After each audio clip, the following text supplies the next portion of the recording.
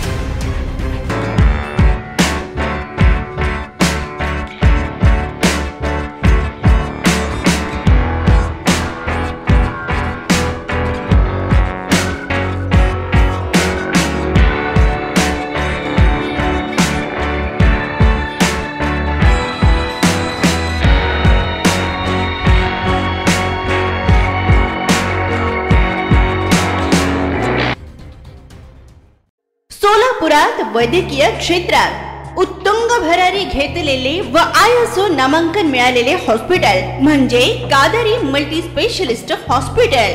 24 तास मेडिकल औषधांची सुविधा, सुसज्ज महिला वार्ड, अत्याधुनिक तंत्रज्ञानाचे ICU, ऑपरेशन थिएटर, बालरोग विभाग, प्रसूती रूम, हाय टेक्नॉलॉजीचे एक्स-रे रूम, सोनोग्राफी, अत्याधुनिक ICU विभाग आणि 24 तास इमर्जन्सी सर्व्हिस ही। आमचा पत्ता प्लॉट नंबर 10 मजरेवाडी, नई जिंदगी रोड, अथर्व मंगल कार्यालयाजवळ, सोलापूर।